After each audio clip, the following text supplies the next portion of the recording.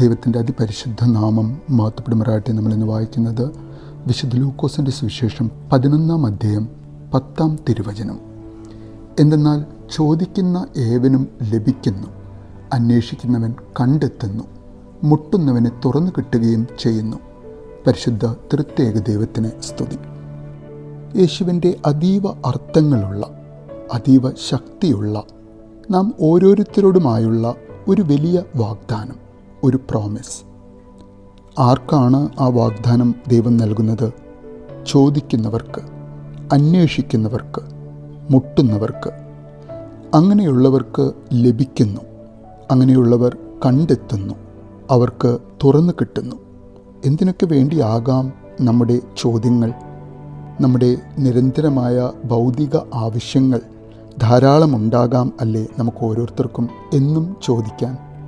കൂട്ടത്തിൽ ജീവിതത്തിൽ നല്ല സമാധാനം അനുഭവിക്കുവാൻ, നല്ല ക്ഷമയ്ക്കായി, നല്ല ജ്ഞാനത്തിനായി, പരിശുദ്ധാത്മ ഫലങ്ങൾക്കായി, ദൈവഹിതം അറിയുവാനുള്ള വെളിച്ചം പകർന്നു കിട്ടുവാനായി നമുക്ക് ചോദിക്കാം. എന്തിനൊക്കെ വേണ്ടിയാണ് നമ്മൾ അന്വേഷിക്കേണ്ടത്? ദൈവ സാന്നിധ്യം നമ്മുടെ ഉള്ളിൽ ധാരാളം വളരുവാനുള്ള വഴികൾ നമുക്ക് അന്വേഷിക്കാം. പ്രാർത്ഥന, തിരുവചന വായന, ധ്യാനം, ആത്മപരിശോധന തേടുന്ന സമയങ്ങൾ, തീർത്ഥാടനങ്ങൾ, അങ്ങനെ ദൈവം തൻ്റെ വഴിയും സത്യവും വെളിപ്പെടുത്തി തരുവാൻ ജീവിതാവസാനം വരെയുള്ള നിരന്തരമായ അന്വേഷണം നമുക്ക് തുടർന്നു കൊണ്ടിരിക്കാം. ഏതൊക്കെ വാതിലിലാണ് നാം മുട്ടേണ്ടത്?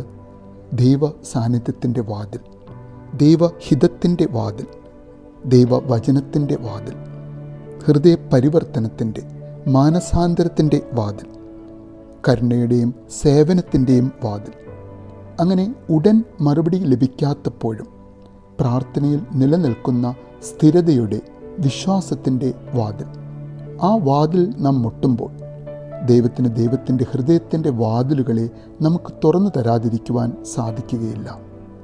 അങ്ങനെ ദൈവം വാതിലുകൾ തുറന്ന് നമ്മുടെ അടുത്ത് വരുമ്പോഴാണ് അവൻ വന്ന് നമ്മുടെ ഹൃദയത്തിൻ്റെ വാതിലിൽ മുട്ടുന്നത്. അപ്പോൾ നാം നമ്മുടെ ഹൃദയത്തിൻ്റെ വാതിൽ തുറക്കുമ്പോഴാണ് യഥാർത്ഥ ആത്മീയ ജീവിതം ആരംഭിക്കുന്നത്. ഒരു റിസീവിങ് സോളിനുടമയായി, ഒരു പീസ് ഫൈൻഡിങ് മൈൻഡിനുടമയായി അവൻ തുറക്കുന്ന വാതിലുകളിലൂടെ അവൻ്റെ മന്ദിരത്തിൽ നമ്മുടെ ശരീരവുമായി പ്രവേശിക്കുവാൻ ഒരുപക്ഷെ നമ്മൾ ആഗ്രഹിക്കുന്ന സമയം ലഭിക്കണം, കണ്ടെത്തണം, തുറന്നു കിട്ടണം എന്ന നിർബന്ധമില്ലാതെ, ദൈവമേ, നിൻ്റെ സമയത്തിൽ, എനിക്ക് ഏറ്റവും ഉചിതമായ സമയം ഏതാണെന്നറിയുന്ന നിൻ്റെ കൃപയുടെ മുഹൂർത്തത്തിൽ എൻ്റെ പ്രാർത്ഥനയുടെ സ്വരങ്ങൾ നിൻ്റെ വൻ കൃപയുടെ വാതിലുകളിൽ നിരന്തരം മുട്ടുമ്പോൾ, നിൻ്റെ ഇഷ്ടപ്രകാരം, നിൻ്റെ സമയത്തിൽ ആ വാതിലുകൾ എനിക്ക് തുറന്നു തരണമേ എന്ന് നമുക്ക് ആഗ്രഹിക്കാം, പ്രാർത്ഥിക്കാം. നല്ലൊരു ദിവസം നേരുന്നു.